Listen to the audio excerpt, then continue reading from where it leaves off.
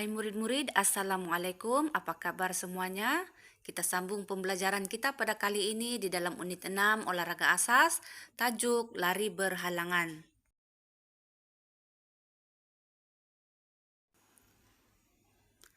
Standar pembelajaran kita pada kali ini adalah 1.9.3 berlari beritma melepasi halangan secara berterusan, 2.9.4 memerihal aksi kaki dan tangan semasa lari beritma melepasi halangan, 5.3.3 memberi dan menerima maklum balas secara terbuka.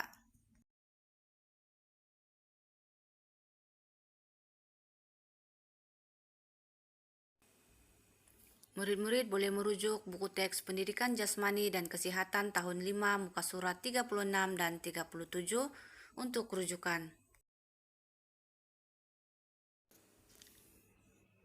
Apakah itu lari berhalangan? Lari berhalangan merupakan acara balapan yaitu lari pecut tetapi menggunakan pagar sebagai halangan. Antara contoh acara lari berhalangan ialah 80 meter lari berpagar untuk sekolah rendah, 100 atau 110 meter, 400 meter berpagar untuk 13 tahun ke atas.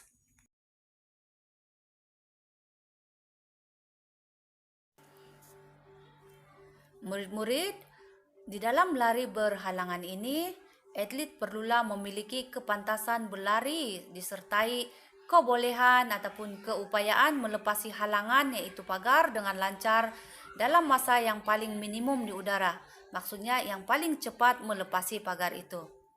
Kelancaran pergerakan larian semasa berada di antara pagar dipanggil sebagai ritma. Murid-murid, terdapat 3 fasa utama di dalam lari berpagar yaitu fasa permulaan, fasa lonjakan, dan fasa pendaratan. Kita akan bincangkan secara terperinci ketiga-tiga fasa ini selepas ini. Dalam fasa permulaan ini, atlet akan melakukan larian landas menuju ke halangan. Fasa permulaan untuk lari berpagar ini adalah sama dengan acara lari pecut. Pelari menggunakan gaya dekam pada garis permulaan. Murid-murid boleh merujuk seperti di dalam gambar.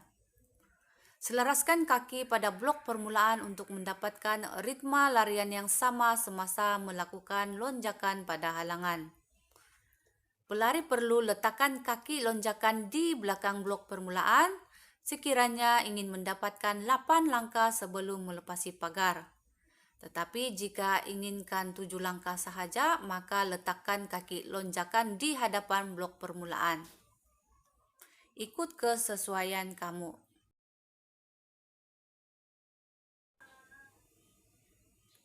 Di dalam fasa lonjakan pula, pelari perlu angkat dan lunjurkan kaki hadapan dengan pantasnya untuk melepasi halangan. Bongkokkan sedikit badan ke hadapan. Tangan yang bertentangan dengan kaki yang melangkah dihulur ke hadapan selari dengan kaki itu.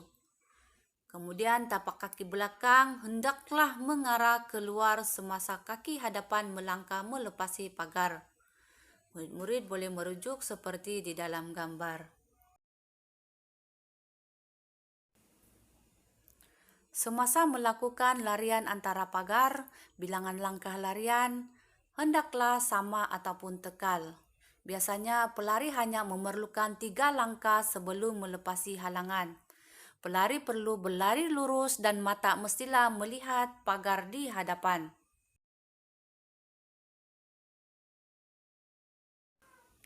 Dalam fasa pendaratan pula, pelari perlu fleksikan lutut kaki belakang ke sisi dan halakan keluar.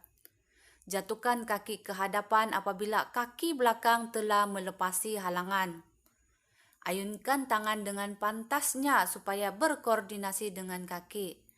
Ia bermaksud pergerakan tangan dan kaki mestilah sama dan serentak. Murid-murid, mari kita alihkan perhatian kita ke dalam trek balapan untuk acara 80 meter lari berpagar perempuan. Kita fokus dan perhatikan peserta perempuan yang memakai baju oranye yang berada di lorong keempat. Kita sama-sama kira berapakah ritma langkah larian yang diambil oleh peserta tersebut.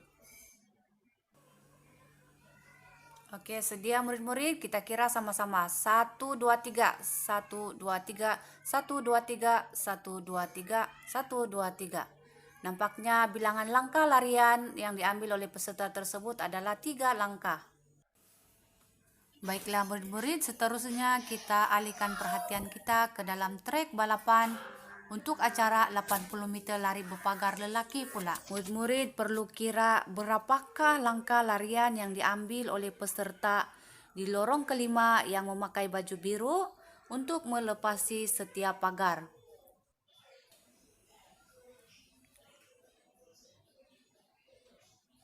Oke, murid-murid sedia untuk mengira? 1, 2, 3, 1, 2, 3, 1, 2, 3. Jadi berapakah bilangan langkah larian yang diambil oleh peserta tersebut? Kesimpulannya di sini adalah bilangan langkah larian hendaklah sama, yaitu 3 langkah sebelum melepasi halangan untuk mendapatkan ritma yang tekal. Pelari perlu kekalkan kelajuan, jangan melonjak terlalu hampir dengan pagar kerana cara ini boleh menyebabkan peserta melompat terlalu tinggi semasa melepasi pagar.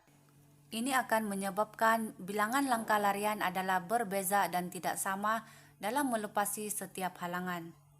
Untuk lebih memahami mengenai teknik-teknik di dalam larian berpagar ini, murid-murid boleh melakukan latihan di rumah dengan menggunakan alatan seperti getah sebagai halangan.